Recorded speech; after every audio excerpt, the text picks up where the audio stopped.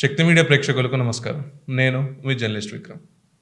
Friends, Telangana రాష్ట్ర రాజకీయాల్లో చాలా హాట్గా నడుస్తున్నాయి. నా జాగృతి అధ్యక్షురాలు ఎమ్మెల్సీ కవిత గారు ఏదైతే మాట్లాడారో బీఆర్ఎస్ పార్టీలో ప్రకంపనలు లేపుతున్నాయి. అండ్ తెలంగాణ రాష్ట్రంలో కూడా ఈ కమెంట్స్ అనేది ఒక విచిత్రమైన స్టేజ్కి వెళ్ళిపోయింది. అసలు ఏం చేశారో ఆ కమెంట్స్ అనేది ఇప్పుడు మనం వీడియోలో చూడబోతున్నాం. అయితే నిన్న కవిత గారు ప్రెస్ మీట్ మాట్లాడుతూ సంచలనమైన 2 ఆరోపణలు చేశారు అండ్ ఒకటి అనౌన్స్మెంట్ కూడా చేశారు. ఏంటో మనం చూద్దాం. ఫస్ట్ ఆరోపణల వరకు వస్తే, తన మీద ఏదైతే తీర్మార్ మల్లన్న అలియాస్ చింతపండు నవీన్ ఎమ్మెల్సీ ఎవరైతే ఉన్నారో వారు ఏదైతే ఒక రాంగ్ స్టేట్మెంట్, ఆ రాంగ్ పదాన్ని ఎంత వాళ్ళు హట్ అయ్యారో మనం చూసాం. దాని తర్వాత Teenmar Mallanna and Kavitha war ఎట్లా ఉందో కూడా మనం చూసాం ఇద్దరి మధ్యలో. ఇంత హాట్గా నడిచిన సబ్జెక్ట్లో బీఆర్ఎస్ నాయకులు ఎందుకు స్పందించలేదు? నా మీద జరిగితే నేను ఇంటి ఆడబిడ్డను కాదా, మీ పార్టీ ఆడబిడ్డను కాదా అని చెప్పి వారు క్వశ్చన్ చేశారు.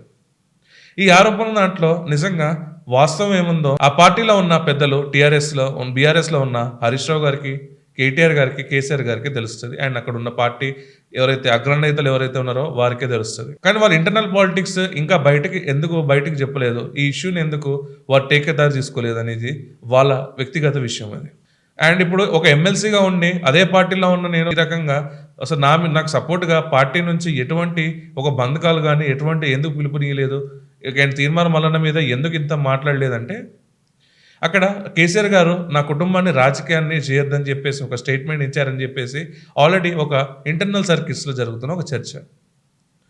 అయితే ఆ కేసీఆర్ గారి వ్యూ అలా ఉండొచ్చు, కానీ కవిత గారు దాని మీద హట్ అయినట్టు చాలా తెలుస్తుంది. అండ్ ఇంకొకటి వాళ్ళు చెప్పింది ఏంటంటే, దీనికి ఒక బీఆర్ఎస్లో ఉన్న ఒక ప్రామినెంట్ లీడరే తీర్మార్ మల్లన్నతో మాట్లాడించారని చెప్పేసి ఆ గంభీరమైన ఆరోపణ ఒకటి చేశారు బీఆర్ఎస్ ఒక ప్రామినెంట్ లీడర్ మీద. ఆ ప్రామినెంట్ లీడర్ ఎవరో ఆధారాలతో నేను బయట పెడతా, అక్కడ ఏం జరుగుతుందో నాకు తెలుసు, ఇక్కడ ఏం జరుగుతుందో మీకు తెలుసు అని చెప్పి ఇండైరెక్ట్గా ఎవరికో హింట్ ఇచ్చారు వారు. అయితే ఇది మాట్లాడుకుంటూ ఎవరైతే ఇప్పుడు అధికారం కోల్పోయిన తర్వాత, బీఆర్ఎస్ అధికారం కోల్పోయిన తర్వాత ఎవరైతే జగదీశ్వర్ రెడ్డి గారు ఉన్నారో, జగదీశ్వర్ రెడ్డి గారు వచ్చేసరికి బీఆర్ఎస్ మౌత్ పీస్ అయ్యారని చెప్పేసి ఒక అఫీషియల్ స్పోక్స్ పర్సన్లా తను వ్యవహరిస్తున్నారని చెప్పేసి మనం అనుకోవచ్చు. ఎందుకంటే ఇక్కడ పార్టీలు ఎవరైతే ఉన్నారో ఆ పార్టీలు బీఆర్ఎస్ వైపు ఏళ్ళు చూపిస్తే 10 ఏళ్ళు ఈయన రిటర్న్ చూపిస్తున్నాడు. అండ్ ఎక్కువగా యాక్టివ్గా ఒక స్పోక్స్ పర్సన్ లాగా వచ్చేసరికి వారు పొలిటికల్ డిబేట్స్ అండ్ పొలిటికల్గా ఛానల్స్కి వారు ఇచ్చే ఇంటర్వ్యూస్ అండ్ వారు ప్రెస్ స్టేట్మెంట్స్ ఏదైతే ఇస్తున్నారో చాలా ఘాటుగా ఇస్తున్నారు వాళ్ళు ప్రత్యర్థి పార్టీల మీద.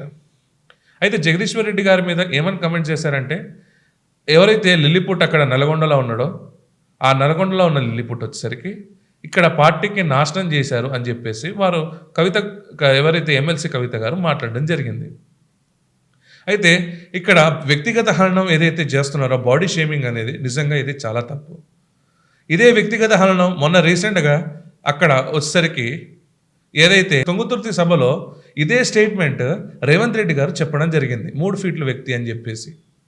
దాన్ని డీకోడ్ చేసుకుంటూ నిన్న కవిత గారు లిల్లీపుట్ అని చెప్పేసి మాట్లాడడం నిజంగా ఈ ఇద్దరు నాయకులు, అది అటు రేవంత్ రెడ్డి గారు ఇటు వచ్చేసరికి కవిత గారిది నిజంగా 100% తప్పు. ఎందుకంటే ఒక పర్సన్ని బాడీ షేమింగ్ చేసే రైట్స్ మీకు లేవు.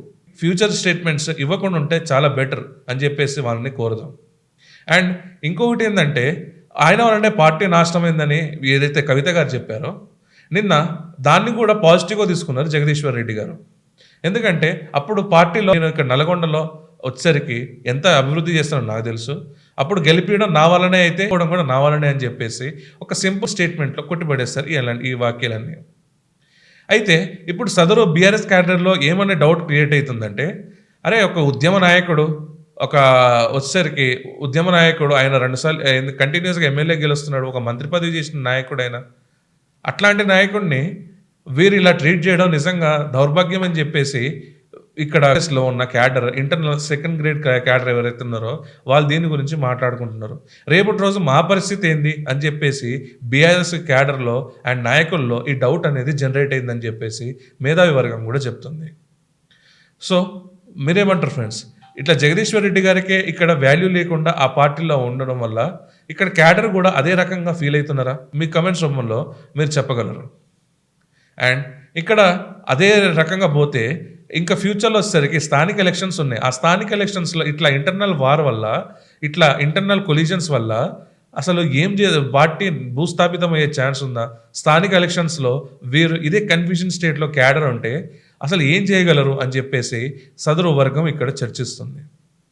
సో, కల్వకుంట్ల కవిత గారు నెక్స్ట్ ఫ్యూచర్‌లో ఏమేమి డిసిషన్స్ తీసుకుంటారో ఏందో పక్కన పెడితే, ఇట్లా ఇంటర్నల్ పాలిటిక్స్, ఇంటర్నల్ వెండేటా ఏదైతే ఉందో పొలిటికల్ వెండేటా, ఈ పొలిటికల్ వెండేటాకి ఒక ఫుల్ స్టాప్ కేసీఆర్ గారు పెట్టాలని చెప్పేసి ఇక్కడ బీఆర్ఎస్ క్యాడర్ కోరుతున్నారు.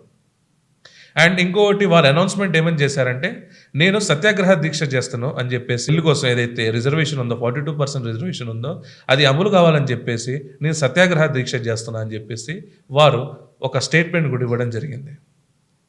అసలు బీసీ హక్కుల కోసం మీరు 72 అవర్స్ నిజంగా దీక్ష చేస్తున్నారు, అది కూడా మీ ఇంట్లోనే.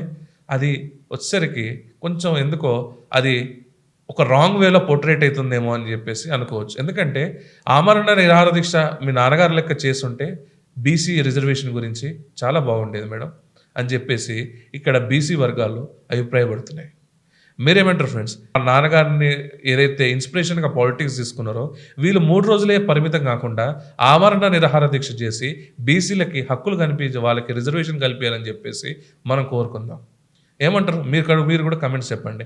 72 గంటలు చేస్తే బెటరా? ఒక ఆమరణ నిరాహార దీక్ష చేస్తే బెటరా? సో, మీ కమెంట్స్ రూపంలో మీ అభిప్రాయాలు చెప్పగలరు. అండ్ ఈ వీడియో గాని మీకు నచ్చినట్టయితే friends like, share and comment చేసి మా ఛానల్‌ని సబ్స్క్రైబ్ చేసి మమ్మల్ని ఇంకా ఎంకరేజ్ చేయాల్సిందిగా కోరుకుంటున్నాం. జై హింద్, జై భారత్.